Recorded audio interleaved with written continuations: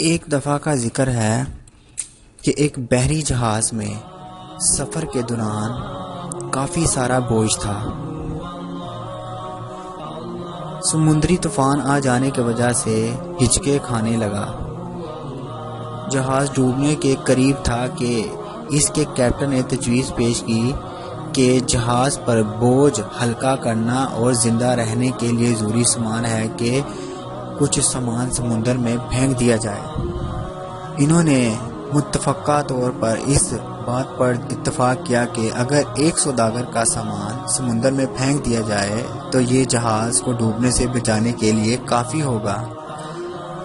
جب تاجر کا سامان پھینکا جانا تھا، اس نے اعتراف کیا کہ صرف اسی کا ہی سارا سامان کیوں پھینکا جائے، اور اس تاجر نے تجویز پیش کی کہ سارا تاجروں کے سامان میں سے تھوڑا تھوڑا سامان پھینکا جائے تاکہ نقصان تمام لوگوں میں تقسیم ہو اور صرف ایک ہی شخص کو نقصان نہ ہو۔ تب باقی سارے تاجروں نے اس کے خلاف بغاوت کی۔ وہ چونکہ ایک نیا اور کمزور سوداگر تھا، اس لیے انہوں نے اس کے سامان کے ساتھ اسے بھی سمندر میں پھینک دیا اور اپنا سفر جاری رکھا۔ سوداگر لہروں کی ساتھ لڑائی کرتا ہوا ایک نامعلوم جزیرے پہ جا پہنچا۔ سوداگر بہت مشکل سے اس کی آنکھیں کھلی اٹھا اور سانس لی، یہاں تک کہ وہ گھٹنوں کے بل گر گیا اور خدا سے مدد کی طلب کرنے لگا۔ اس تاجر نے درختوں کے پھلوں اور خرگوشوں کا شکار کر کے گزارا کیا اور قریب کی ندی سے پانی پی لیتا تھا، اور رات کی سردی اور گرمی سے اپنے آپ کو بچانے کے لیے لکڑیوں سے بنا ہوا ایک جھونپڑی میں سوتا۔ ایک دن تاجر اپنے کھانا بنا رہا تھا کہ تیز آندھی چلی اور اس کی لاپرواہی کی وجہ سے اس کی جھونپڑی میں آگ لگ گئی۔ لہذا اس نے آگ بجھانے کی کافی کوشش کی، لیکن وہ کامیاب نہ ہوا، یہاں تک کہ آگ نے اس کی پوری جھونپڑی مکمل طور پر جلا ڈالی۔ یہ دیکھ کر سوداگر زور زور سے چیخنے لگا، کیوں میرے رب، میرے ساتھ ہی ایسا کیوں کیا؟ پہلے تو نے مجھے غلط طریقے سے سمندر میں پھینکوا دیا اور میرا سارا سامان ضائع ہو گیا، اور اب میری جھونپڑی تک جلا ڈالی۔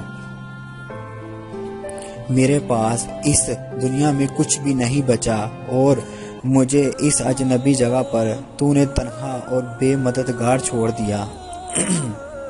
اللہ تعالیٰ، یہ ساری آفتیں مجھ پر ہی کیوں آئی؟ اس رات سوداگر غم سے بھوکا ہی سو گیا۔ جیسے ہی وہ صبح اٹھا، حیرت انگیز واقعہ اس کا انتظار کر رہا تھا۔ جب یہ جزیرے کے قریب پہنچا تو اس نے کیا دیکھا کہ ایک بڑا سا جہاز جس میں سے اسے بچانے کے لیے ایک چھوٹی سی کشتی اتاری جا رہی ہے۔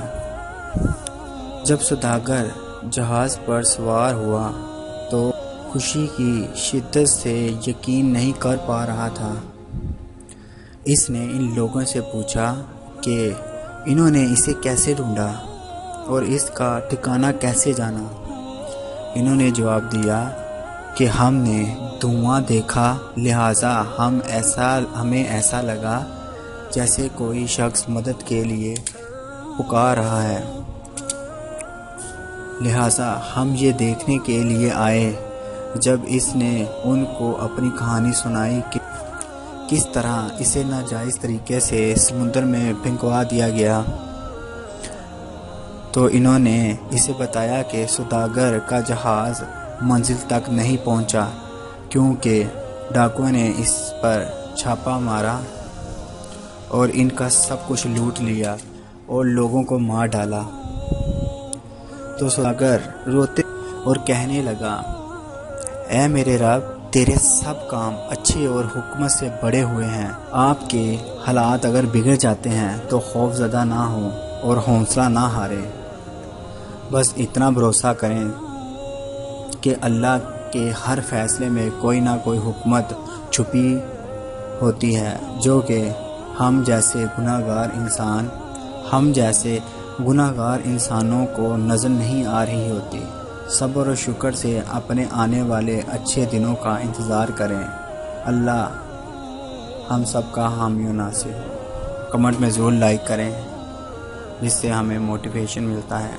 اوکے، ملتے ہیں پھر آپ کو ایک اور نئی ویڈیو کے ساتھ۔